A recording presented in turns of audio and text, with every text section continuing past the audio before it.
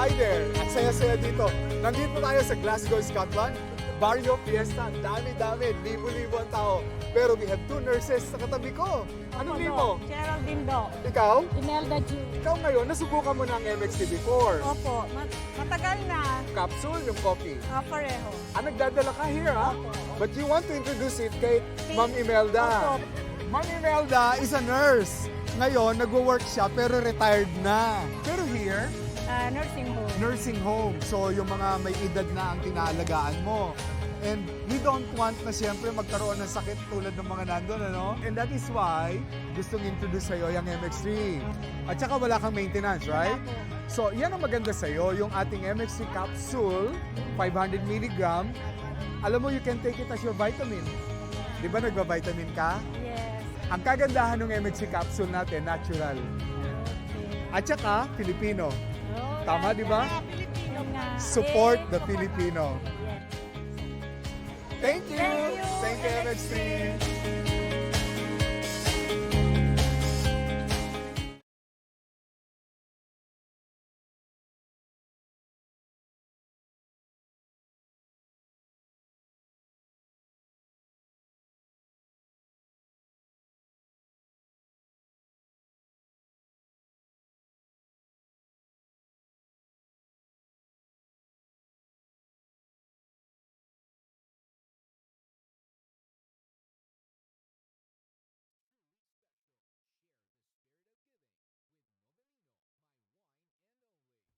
Journey across the night sky through the magical stories of Encanto, Aladdin, Moana, and the Disney princesses. Celebrate the debuts of Asha, Raya, and Anna and Elsa from Frozen 2 at Disney on Ice presents Magic in the Stars at SM Mall of Asia Arena, December 20 to January 4. Tickets on sale at smtickets.com. Huwag mo sabihin radyo. Huwag mo sabihin radyo. Sabihin mo. Sabihin mo. Energy. Energy. Lihim ng liham. Ang pinakamakulit na girlfriend mo sa balat ng radyo. Isang magandang morning sa inyong lahat! Ako pa rin po nag-iisang girlfriend mo sa radio. My name is Lindsay.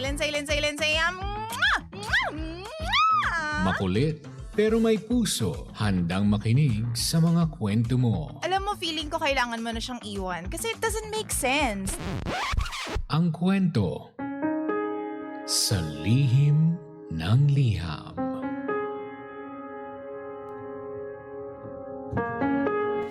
Mahal kong Lindsay.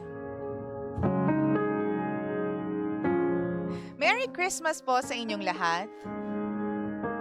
Sana po ay maayos po ang kalagayan ninyo as you are reading my letter. Ako nga po pala si Nap. DJ Linz, sa loob ng 4 na taon na relasyon namin ng ex-girlfriend ko, sobrang naging close ako sa pamilya niya. Kaya nung nagkaproblema sila sa pera, hindi po ako nagdalawang isip na tumulong. Medyo malaki rin po yung naipahiram ko. At nangako naman po silang ibabalik agad pagdating ng bonus ng mga kapatid niya. Siyempre nagtiwala po ako. Kaya naghintay ako at nagtiis ng ilang buwan. Yun nga lang, after ilang months, wala pa rin pong bayad ni piso. Puro na lang, sa susunod na lang ha. Yan ang madalas nilang sabihin sa akin.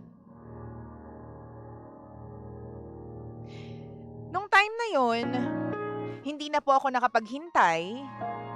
Kaya naglakas loob akong balikan sila at kulitin na magbayad na. Kasi kailangan naman po ng pamilya ko na mag-a-abroad. Yung kapatid ko po kasi ay bound to go sa UAE. Tapos, may mga kapatid din po akong kailangan na pumasok sa eskwelahan, kaya badly need ko po talaga yung pera ko. Ang nakakainis po dito, DJ Lindsay, sila pa ang malakas na loob na sinabing hihiwalayan daw ako ng girlfriend ko noon kapag naningil daw ako ng naningil. Doon po ako natauhan. Na-realize ko po na, aba, nagte-take advantage pala sila sa akin. Kasi alam nilang hindi ako makakahindi.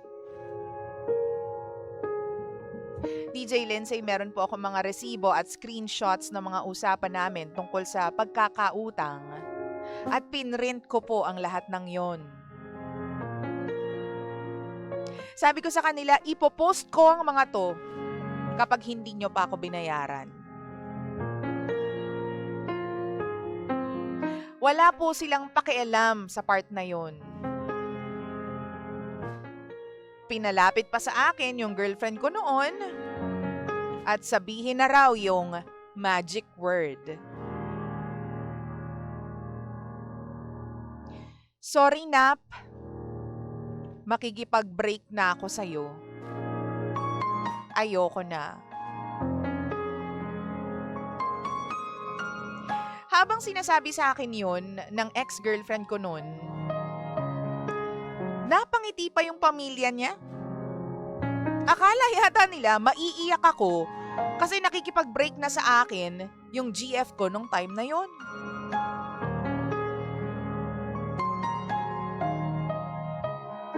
Siguro nasanay sila. Kasi kapag makikipag-break sa akin, dati itong girlfriend ko noon, mangingiyak-ngiyak ako. Ayoko kasi talagang maghiwalay kaming dalawa.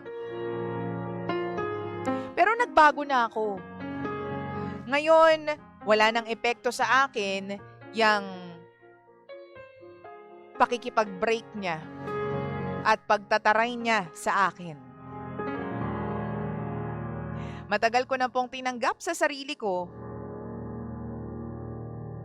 na hindi niya talaga ako mahal at ginagamit lang nila ako. Sabi ko, ikaw ang bahala kung gusto mong makipaghiwalay. Magbabayad po ba kayo? O magbabaranggayan tayo? DJ Lindsay, nagbayad naman po sila, pero 30% pa lamang. Ang sabi sa next na bayad, medyo matatagalan pa dahil hihintayin pa yung sahod ng 3 miyembro ng pamilya nila. Akala siguro nila matatakot ako na makipag-break sa akin yung GF ko noon.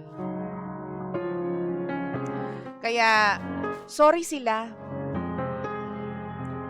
Kasi kahit anong gawin nila, mangungulit at mangungulit pa rin ako para singilin sila dahil alam kong pera ko yun. DJ Lindsay, tama po bang nakipaghiwalay ako doon sa girlfriend ko noon? O baka dapat hindi? Iniisip ko po kasi baka mamaya mas mahirapan akong maningil sa kanila. Baka isipin rin ng mga tao, masama yung ugali ko, at baka mamaya wala na akong makuhang girlfriend dahil sa mga nangyaring ito. Gusto ko na rin po sanang mag-settle down pero sa tamang tao sana. Yung tipong hindi tinitingnan kung magkano ba yung ipon ko. Yung taong hindi tumitingin sa laki ng bank account. Natatakot po ako na baka mamaya makaepekto ito sa susunod na relasyon ko. Ano po bang dapat kong gawin? Muli, ako si Nap. At ito ang lihim ng aking liham.